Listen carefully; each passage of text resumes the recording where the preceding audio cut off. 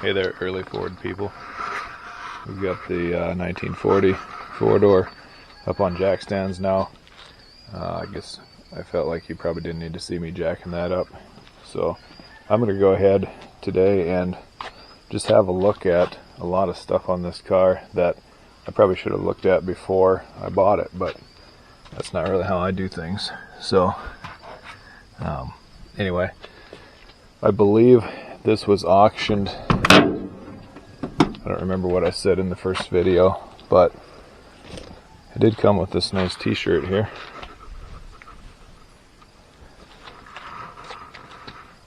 Looks like it was probably sold in 2020. So we'll go through and look at some more of this stuff, and got some good comments on the Facebook post that I made, but I just want to go through and kind of see what all we've got here, and then probably try to get it washed yet today, and then probably take off the wheels. I don't know, that seems a little tight to me, but I don't have just a ton of experience with manual drum brakes either. Also sort of seems like they're a little out of round.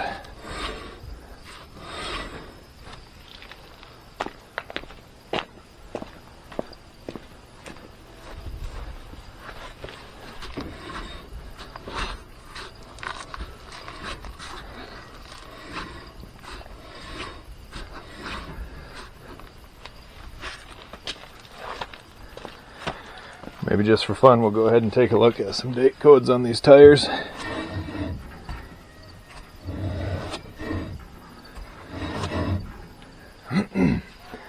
Anyway, it was quite a workout for me pushing this around by myself.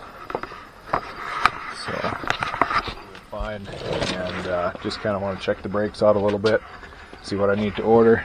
Of course, we want all new brake hoses, but this is kind of interesting. Merc 46. This drum says, but I guess, I don't know, this seems a little tight for brake drums. I don't have a lot of experience with manual drums, but whole thing is pretty tight. This rear leaf spring is very dark and greased up, I guess. I don't know. They squeak. There's some reason for greasing that up. Rear diff has started dripping on my floor, so I guess that seems kind of odd when, if it actually hasn't ran for 37 years, that there would be grease coming out of it now. But I did just start moving it around, of course. The rest of it, you can see the exhaust over there.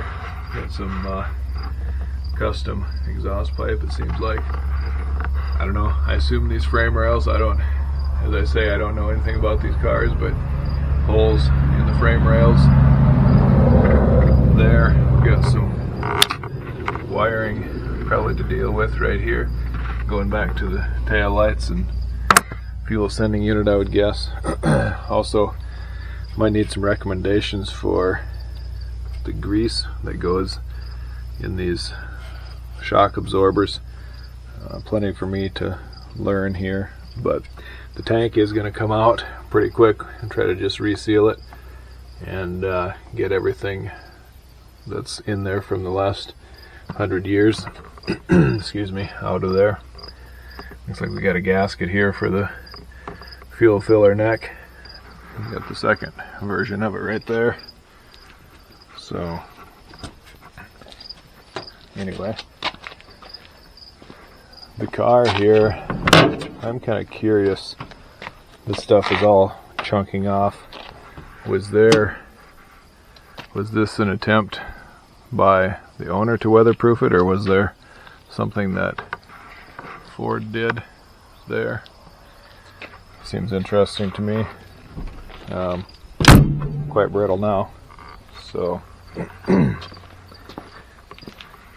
these are all things that I probably should have looked at before I bought it, but of course we don't do that. We just go look at it, have a quick look, and get her on the trailer.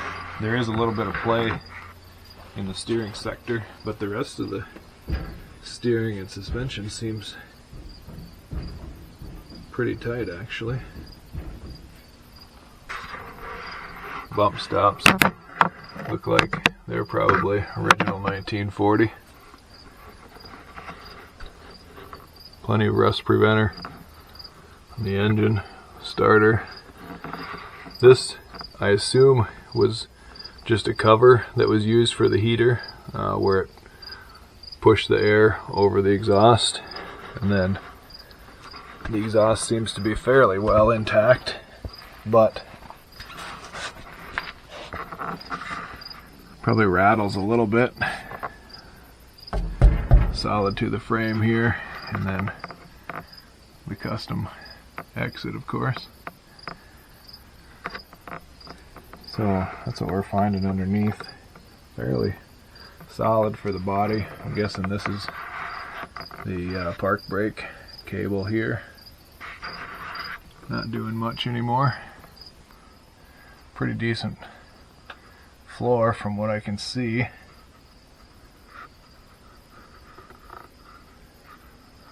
Looks like Henry Ford's boys must have had a, not really a dimple die, but managed to put plenty of holes in the frame.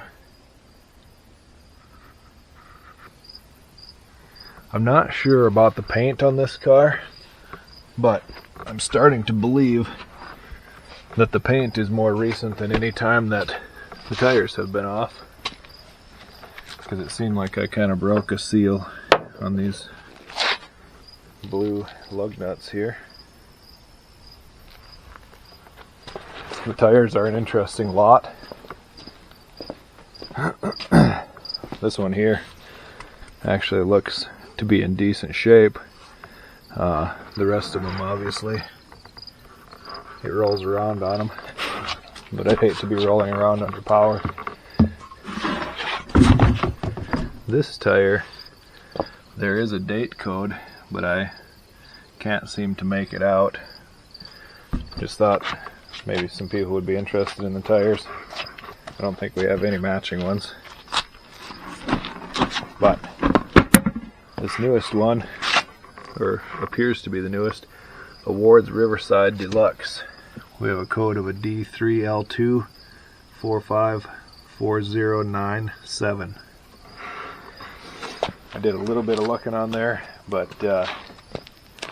couldn't really find anything how the codes worked before 2000, I guess. Here we've got a Peak Performance Supercrest multi-grip. And then, let's see, it wasn't this one. One other one had some interesting marks on it. Here's a Lee Conshohocken, maybe? I'm not real sure.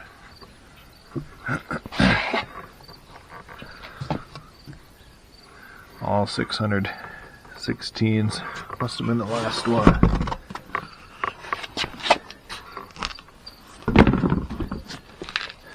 Here's an all-weather, or a Goodyear all-weather 42. And then, I think it was this one. Maybe it was this one here.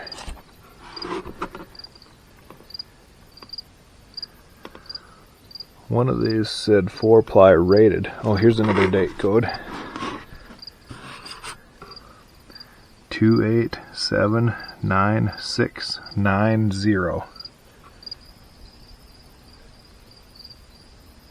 Right here. The Goodyear all-weather 42. 616 4-ply rating, 2-ply. Maybe somebody can explain that one to me in the comments, what that actually means.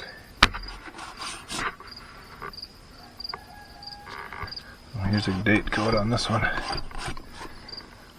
2E 0080, I would say.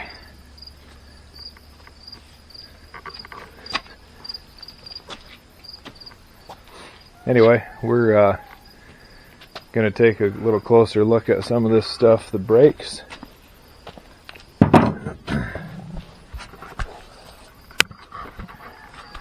I think I'll probably just go ahead and get a new master cylinder.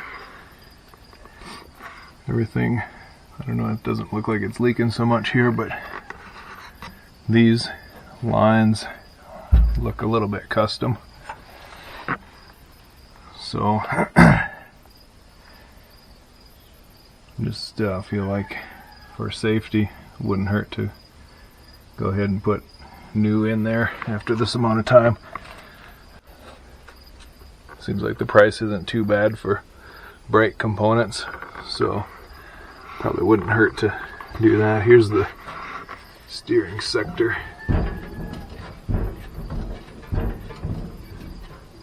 Plenty of play there. So here's a brake line just hoping to go out, it looks like.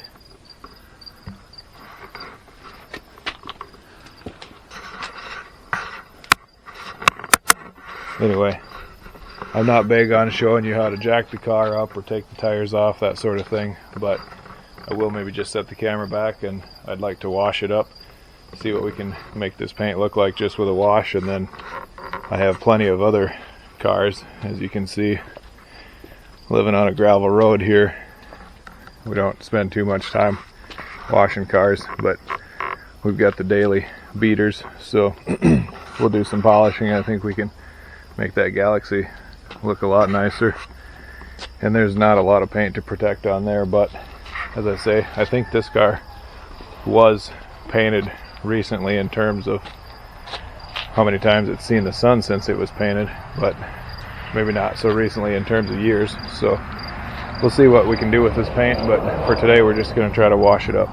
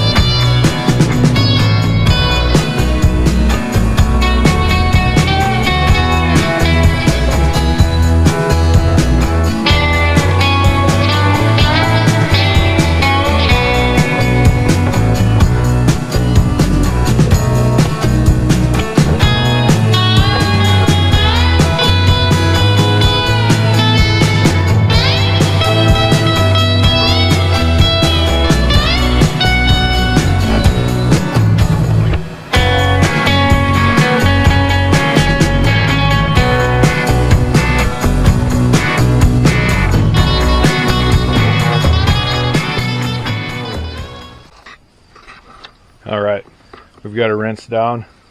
Not too much to see here, but it just feels like it maybe was put down, not with a brush obviously, but she's pretty gritty.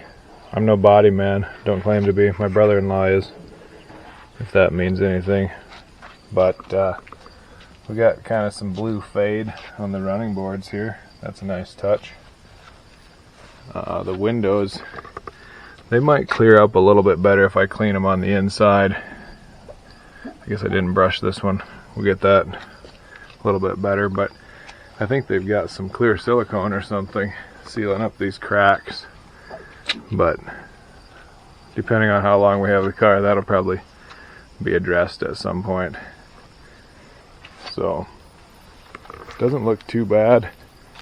I guess first wash here, we got a few chips right there where the trunk doesn't fit quite right. A little bit of chip there. One other thing, oh yeah, up on this fender, not sure if you'll be able to see that, but it almost looks like some green something or another on the back side there. There's a chip, but I'm sure when this was painted they intended to replace these, so they're nice and blue. But anyway, we'll maybe come back when it's dry, just see how bad it looks. But for what we've got for a car, I think it's going to be just fine for now. We're not building a show car here. Alright, we're about dried off here. Kind of losing our light, but it does have, you can see the sun in it at least. I don't think we're going to see any real good reflections in this thing. But anyway, there's some paint chips. I think we knew that we don't have a perfect car here, but it does look a little bit nicer than it did this morning, so I think we'll call it a Saturday and try to see what we can dial up for some brakes next week. See if we can get this thing to fire under its own power. We do have kind of a wet trunk. I'm sure that's why we have rust in here from before. That's really the only rust that I found on this thing, but don't think there's much chance that this seals here, so we'll deal with that. This is kind of why I didn't want to get the pressure washer out, get after this thing, because I didn't want to blow stuff right through all these crappy old seals. So anyway, kind of pleased with how she looks, and we'll find a way to seal it up a little bit better. Thanks for watching, and glad to take you along on this ride. Hope this isn't too boring. I'm learning a lot as I go, probably learning more from the comments than from what I'm doing myself. So keep the comments coming.